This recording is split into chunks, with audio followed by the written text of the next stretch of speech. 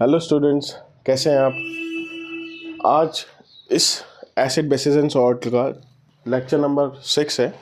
और इससे पहले वाले लेक्चर्स में हमने ऑलमोस्ट एसिड और बेस की सारी प्रॉपर्टीज़ देख ली। हमने इंडिकेटर्स को बहुत अच्छे से समझा। उसके बाद पीएच की हमने पूरा डिस्कशन करा कि हाइड्रोनियम आयंस क्या होते हैं, एच पॉजिटिव आयंस और ओएच नेगेटिव आयंस किस तरीके से पीएच की वैल्यू पे डिफ़र कर जाते हैं, कैसे कैसे उसके कलर चेंजेस होते हैं, उसकी जो इंक्रीज़ है, अगर एसिड इंक्रीज होगा तो किस साइड पे उसकी वैल्यू आएगी। ठीक है, ये सब हम देख चुके हैं। तो आज हमारा इसका जो टॉपिक है वो है सॉल्ट्स। और जो ये टॉपिक है सॉल्ट्स, ये मेनली इसलिए भी इम्पोर्टेंट क्योंकि यहाँ पे से बहुत ज़्यादा क्वेश्चंस आ जाते हैं डिपेंडिंग अपॉन फॉर्मूलाज, फॉर्मेशंस, बहुत ज़्यादा इससे आते हैं। तो इस टॉपिक को थोड़ा गौर से और ध्यान से पढ़ना और याद करने की कोशिश करना, कि जिससे आप इसमें बिल्कुल कंफ्यूज ना हो। अब बुक में क्या लिखा है सॉल्ट्स के लिए, पहले उसको रीड करते हैं, फिर उसके बाद हम आगे डिस्कशन को लेके जाएंगे।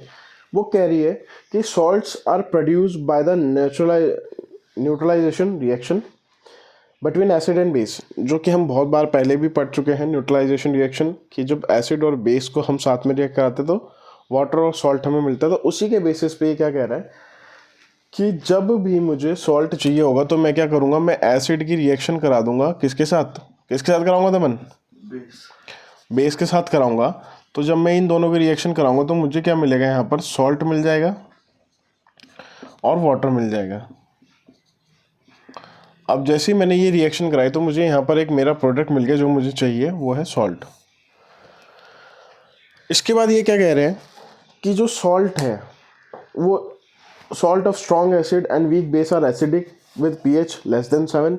Salt of strong base and weak acid are basic in nature with pH value more than 7. Now we will study about the preparation and properties of some salt. यानी कि ये क्या कह रहे हैं कि अगर मेरे पास कोई सॉल्ट है जिसका जो pH लेवल है वो 7 से कम है, 7 से कम है, तो ऐसे में वो क्या हो जाएगा, वो एसिडिक सॉल्ट होगा। और कोई मेरे पास सॉल्ट है जो कि यहाँ पे मैंने ज़्यादा लिखा कम लिखा, ये क्या, इस साइन कंफ्यूज हो गया, क्या था इसका, ये छोटा वाला होता है कि बड़ा वाला होता है दोनों? सो एसिड इज ग्रेटर देन 7 हो गया क्या यहाँ पे? इसको ऐसे लिख देते, लेस लिख देते, तो एसिडिक सॉल्ट होगा। और यहाँ पर अगर मोर की बात करेंगे तो उसको हम क्या बोल देंगे, बेसिक बोल देंगे। ठीक है, ये बात समझ आ गई होगी आपको। अब मेनली हमें समझना क्या है कि जो एसिडिक और बेसिक की तो हमने बात कर ली, तो नॉर्मल सी बात है, लेकिन हमें यहाँ पर देखना है कि प्रिपेयर कैसे करते हैं हम सॉल्ट को, प्रिपेयर करेंगे कैसे, हम बनाएंगे कैसे इसको लेबोरेटरी में। तो जब भी हम बात करते हैं कि सॉल्ट प्रिपेयर कैसे होगा लेबोरेटरी में, तो उसकी कुछ नंबर ऑफ रिएक्शंस हमारे को सिलेबस में दे रखे हैं, हम उसको पढ़ते हैं। तो सबसे पहले जो हमारे पास सॉल्ट आता है वो है कॉमन सॉल्ट ही। कॉमन सॉल्ट यानी कौन सा कॉमन सॉल्ट, कौन सा होता था मन? Na, जिसका केमिकल नेम क्या है? केमिकल नेम कॉमन सॉल्ट तो इसका हम नॉर्मली बोलते हैं NaCl, इसका केमिकल कंपोजिशन हो गया। इसका नेम क्या है? सोडियम क्लोराइड, है ना। सोडियम क्लोराइड क्या हो गया, इसका नाम हो गया, केमिकल नेम। अब जो कॉमन सॉल्ट है जो कि प्रोड्यूस होता है कॉम्बिनेशन के हाइड्रोक्लोरिक एसिड और सोडियम हाइड्रोक्साइड के मिलने से, मतलब कि होता क्या है कि हमारे पास HCl होता है, HCl के साथ मेरे पास क्या होता है, सोडियम हाइड्रो NaOH रहेगा यहाँ पर। अब जब NaOH और HCl रहेगा तो क्या होगा, यहाँ पर हमारे को सॉल्ट और वाटर मिलेगा। कैसे मिलेगा कि यहाँ पर बन जाएगा NaCl प्लस H2O, ये बन जाएगा हमारा सॉल्ट और वाटर बन गया। तो इसके लिए इसने यही कहा है कि जब कॉमन सॉल्ट की हम बात करते हैं तो उसका प्रिपरेशन किससे होता है, हाइड्रोक्लोरिक एसिड से होता है। बाकी इसके बाद क्या कह रहा है कि sea water contain many salts dissolve in it. जो सी वाटर होता है उसमें बहुत सारे सॉल्ट्स होते हैं। It obtain on a large scale from sea water by separating other salts from it. Deposition of salts are also found in several parts of world. This large crystal are often brown due to impurities. अब यहाँ पर ये क्या कह रहा है कि बहुत सारे सॉल्ट तो हमें कहाँ से मिल जाते हैं, बहुत सारे सॉल्ट हमें सी वाटर से मिल जाते हैं, और बहुत सारे सॉल्ट्स हमें क्रिस्टल की फॉर्म में भी मिलते हैं पूरी दुनिया में। और जो ये मिलते हैं ये थोड़े ब्राउनिश कलर होते हैं, दमन इनका कलर ब्राउन की होता है क्रिस्टल वाले सॉल्ट का, बिकॉज ऑफ इम्प्योरिटीज़। तो जो ये सॉल्ट है इनकी इम्प्योरिटी की वजह से इनका जो कलर होता है वो थोड़ा सा ब्राउन हो जाता है। ये बात समझ आ गई आपको? ठीक है। अब उसके बाद क्या है कि जो कॉमन सॉल्ट है वो raw material for various materials in a daily basis. अगर हम कॉमन सॉल्ट की बात करते हैं किस किस चीज़ में यूज़ होता है, कि ये किस किस चीज़ के लिए हम कह सकते हैं कि रॉ मटेरियल की तरह काम करता है। अगर हम बात करें तो रॉ मटेरियल की तरह काम करेगा सोडियम हाइड्रोक्साइड के लिए, सोडियम हाइड्रोक्साइड के लिए ये काम करेगा रॉ मटेरियल का, है ना। बेकिंग सोडा के लिए करेगा, बेकिंग सोडा के लिए करेगा, और किसके लिए करेगा, वॉशिंग सोडा के लिए करेगा, वॉशिंग सोडा के लिए करेगा, ब्लीचिंग पाउडर के लिए करेगा। ये सब के लिए क्या करेगा, क्या करेगा दमन इन सब के लिए, ये इनके लिए रॉ मटेरियल का काम करेगा। ठीक है। तो ये सब जितने भी हैं ये किसके थ्रू बनते हैं, ये बनते हैं कॉमन सॉल्ट की हेल्प से। ये बात समझ आ गई? ठीक है।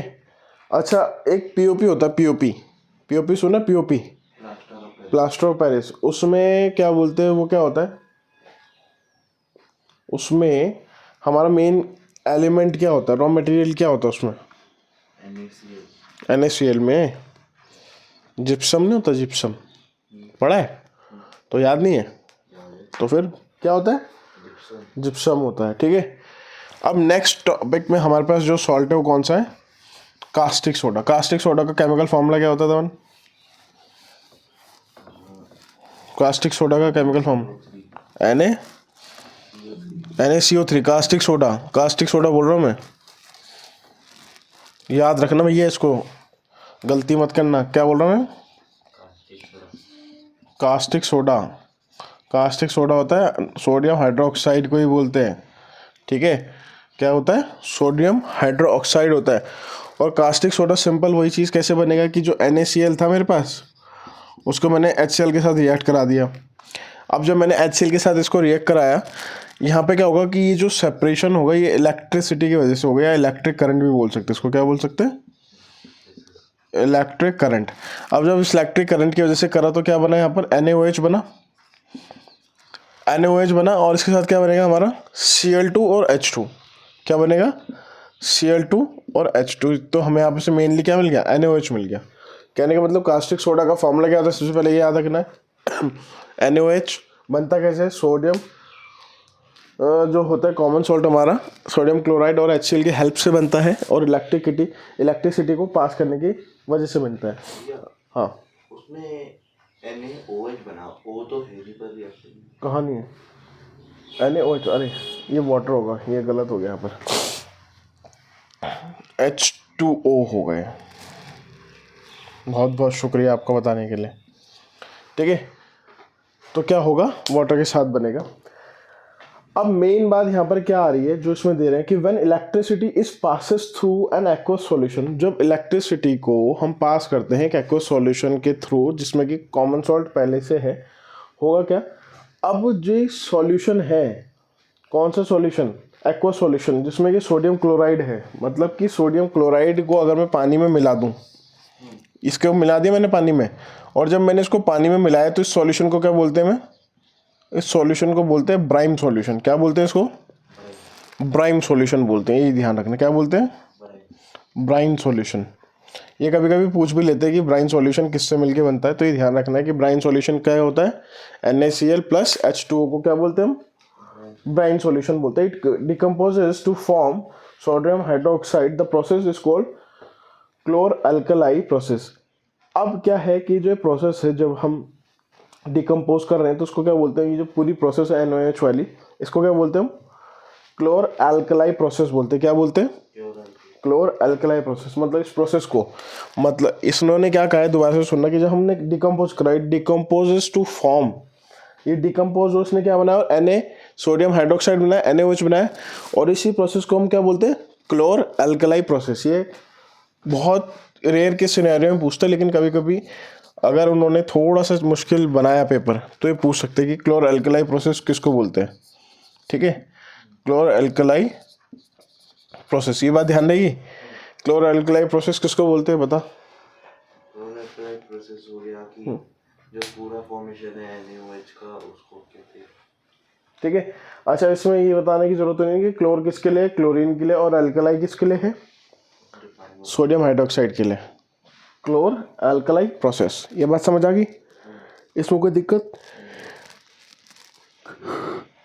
अब आगे इसमें क्या कहा है, ठीक है। अच्छा इसमें ना थोड़ा ध्यान रखना कि जितना जिस तरीके से इसमें लिखा हुआ है उसी तरीके से इसको याद करना, क्योंकि पेपर में एग्जैक्ट पूछ लेते हैं, मतलब कुछ भी उन्होंने ऊपर नीचे घुमा के नहीं देते, वो क्वेश्चन डायरेक्ट पूछते हैं कि क्लोर अल्कलाई प्रोसेस क्या होती है, इसमें कौन सा प्रोडक्ट बनता है, तो सीधे सीधे क्वेश्चन आते हैं, इसमें ऐसे घुमा के नहीं आएंगे। समझ आई बात। अब इसमें आगे क्या कहा है कि इन this process chlorine gas is given of, कौन सी गैस निकल रही है यहाँ पर हमारी, क्लोरीन गैस निकल रही है बाहर एट एनोड। अब यहाँ पे ये भी पूछ लेते हैं कि क्लोरीन गैस कौन से उससे निकली, तो जो क्लोरीन गैस निकली वो कहाँ से निकली, एनोड से निकली। कहाँ से निकली, एनोड से निकली। और हाइड्रोजन गैस कहाँ से निकलेगी हमारी, फिर हाइड्रोजन गैस कहाँ से निकलेगी, कैथोड से निकलेगी।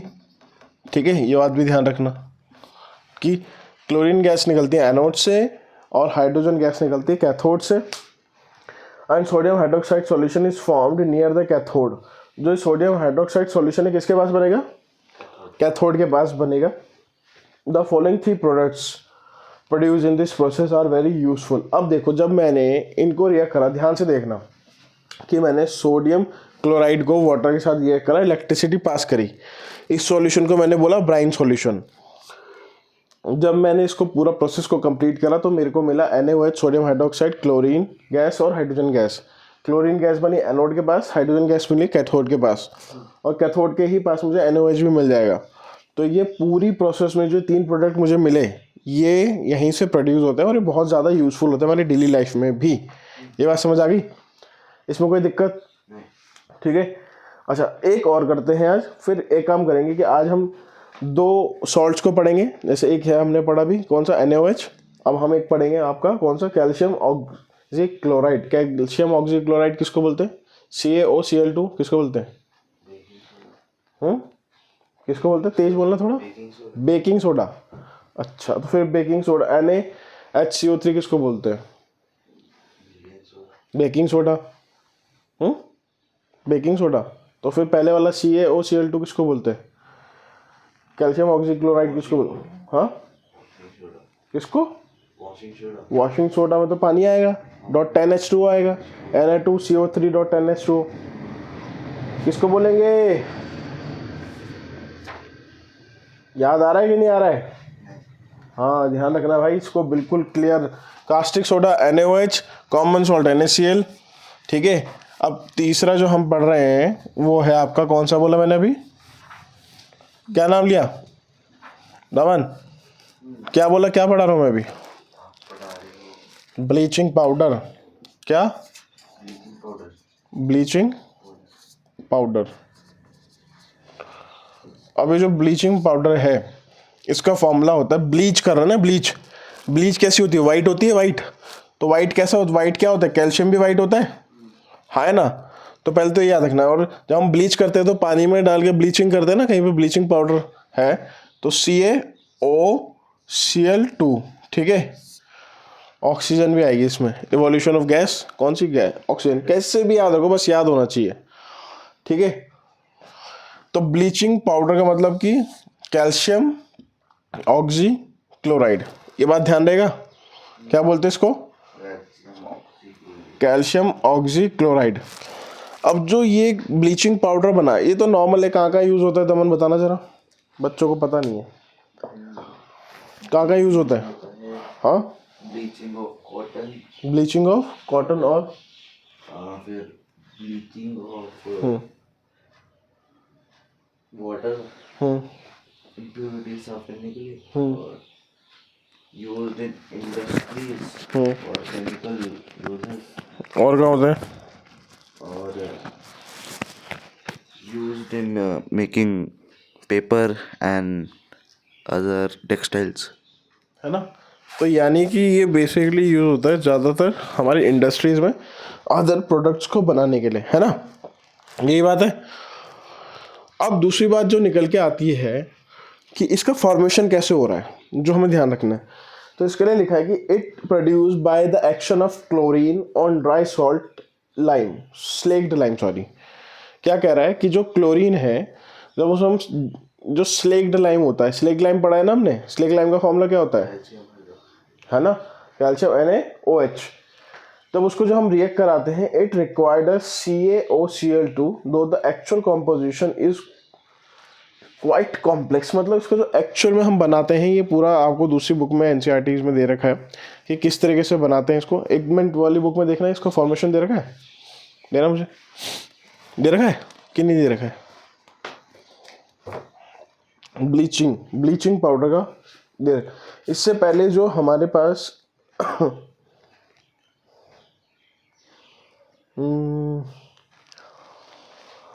कैल्शियम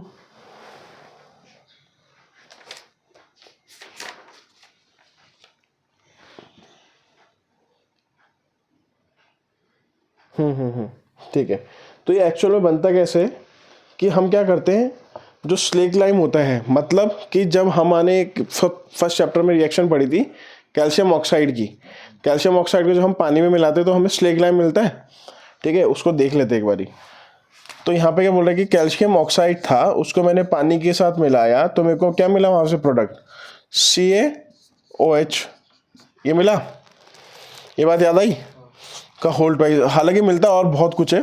फिर मैंने इस प्रोडक्ट को उठाया तो यहाँ से मिला, ठीक है। फिर क्या बोला, CaOH का होल ट्वाइस था, ठीक है।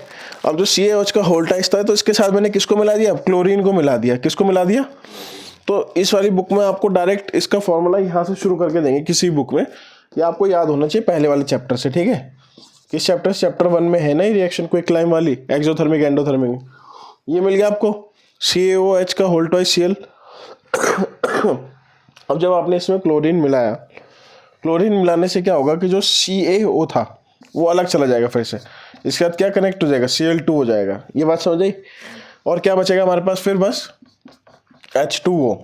ये बात क्लियर होगी। क्या बचा अब हमारे पास, H2O। तो अगर कभी फॉर्मेशन पूछे तो आप पूरा लिखना इसको।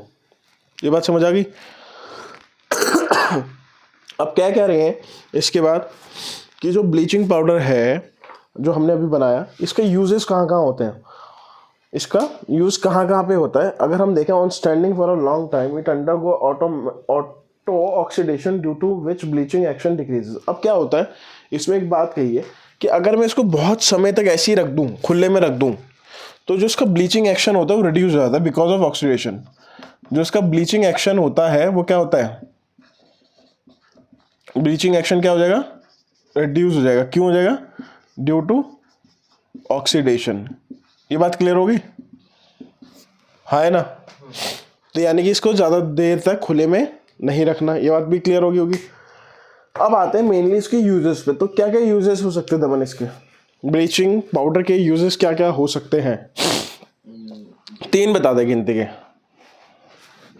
सबसे पहले वो जर्म्स क्लीन करता है, डिसइंफेक्टेंट का काम करता है पानी में। डिसइंफेक्टेंट। फिर हो गया वो टेक्सटाइल लाइक कॉटन और लाइनन को क्लीन करने के, वाइट करने के काम आता है। हाँ वेरी गुड। और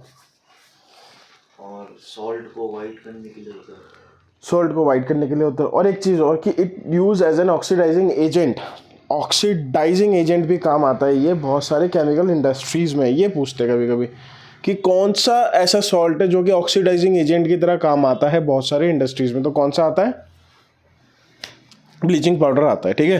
कभी कभी हम इससे कंफ्यूज हो जाते हैं कि भैया ब्लीचिंग होगा कि ये वॉशिंग होगा। तो वॉशिंग कभी भी होगा, ब्लीचिंग सोडा और वॉशिंग सोडा में जो बेसिक डिफरेंस है वहाँ पर वाटर होगा। वॉशिंग मतलब वाटर, तो वाटर में .10H2O लग जाएगा, तो उसका फॉर्मूला बिल्कुल अलग हो गया। क्या हो गया, Na2Cl2.10H2O। लेकिन जब हम बात करते हैं ब्लीचिंग की, तो ब्लीचिंग में सिंपल सी बात है वाइट, और वाइट क्या होता है, कैल्शियम। तो Ca, उसके बाद क्लोरीन की खुशबू आएगी ना हमारे को, तो Cl2, दोनों कैसे मिलेंगे ऑक्सीडाइजेशन की वजह से, तो CaOCl2, याद रहेगी बात, ये नहीं भूलना, क्योंकि बच्चे इस फॉर्मूलाज में बहुत ज़्यादा कंफ्यूज हो जाते हैं कि कौन सा फॉर्मूला था, कहाँ पर किसका था, जैसे अभी तू हुआ कंफ्यूज, याद नहीं होता फिर बच्चों को इस टाइम पे। इससे पहले क्या पढ़ा था हमने, कास्टिक सोडा, क्या फॉर्मूला होता है उसका, NaOH। उससे पहले कॉमन सॉल्ट पढ़ा था, क्या फॉर्मूला होता है उसका, अब ये इसका फॉर्मूला क्या है, CaOCl2। और वॉशिंग सोडा का क्या होता है, नहीं, Na2Cl2। समझ आ गई बात, कोई दिक्कत यहाँ पे, ठीक है, क्लियर। तो इसको ध्यान रखना है भाई। और इसके साथ हम कोशिश करेंगे कि हम थोड़ा बेसिक शॉर्ट कंटेंट भी प्रोवाइड कराएं, जिससे कि आप छोटी छोटी चीज़ें वहाँ पर भी समझ पाएँ। बाकी अब हमारे इसके 3 सॉल्ट्स बचे हैं और एक टॉपिक बचा है वाटर ऑफ क्रिस्टलाइजेशन। इसके बाद ही चैप्टर कंप्लीट हो जाएगा। आई होप इसके एक लेक्चर बाद ही, आई थिंक लेक्चर 7 पे चैप्टर खत्म हो जाएगा। Then we will move ahead towards chapter electricity physics का। तो कोशिश करिए कि कंसिस्टेंट रहिए अपनी पढ़ाई को लेकर और ज़्यादा से ज़्यादा चैप्टर्स को रिवाइज करो, ज़्यादा से ज़्यादा सिटिंग अपना टाइम दो पढ़ाई को, जिससे कि आपको टॉपिक और कॉन्सेप्ट बहुत अच्छे से क्लियर होंगे। और क्वेश्चंस लगाना मत भूलो, प्रीवियस ईयर क्वेश्चंस लगाओ। ओसवाल की बुक लो, उसमें भी बहुत अच्छे क्वेश्चंस हैं यार। अरिहंत की बुक है जो प्रीवियस ईयर की, वो भी बहुत अच्छी है, ठीक है। एक जो बुक मेरे पास पड़ी है अभी, मैं आपको दिखा देता हूँ साइंस की, कि ये ओसवाल की है ना साइंस की, तो एक ये वाली बुक बहुत अच्छी है अभी, ओसवाल साइंस की बुक। इसमें भी प्रीवियस ईयर है, तो मतलब अगर आप पूरा कोर्स पढ़ने के बाद इसको अगर आप सॉल्व करते हैं तो आप बहुत ज़्यादा कॉन्फिडेंट हो जाएंगे। इस बुक के बाहर से आपका एक भी क्वेश्चन अगर आ गया, मतलब नहीं आएगा ऑब्वियसली, क्योंकि इसमें सारे प्रीवियस ईयर्स हैं, तो 15 साल के प्रीवियस ईयर क्वेश्चन पेपर्स हैं इसमें, तो आपको आइडिया भी लग जाएगा और आप थोड़े कॉन्फिडेंट हो जाएंगे कि किस तरीके के क्वेश्चन पेपर आएगा आपका। तो एक वो डर खत्म हो जाएगा आपके अंदर का कि मेरा अच्छे से जाएगा नहीं जाएगा, क्योंकि आप अभी से अगर प्रैक्टिस करना शुरू करेंगे, दिसंबर आज 18 हो गया है, तो होपफुली आपका एग्ज़ाम बहुत अच्छा जाएगा। तो इस वीडियो को यहीं पे एंड करते हैं। थैंक यू सो मच अगर आपने अभी तक यहाँ तक देखी है। तो नेक्स्ट वीडियो में हम बात करेंगे जो हमारे बचे हुए सॉल्ट्स जैसे कि वॉशिंग सोडा, बेकिंग सोडा और प्लास्टर ऑफ पेरिस और water of crystallisation. So thank you so much for watching this video. If you have any doubt तो please mention in the comment section. Thank you so much.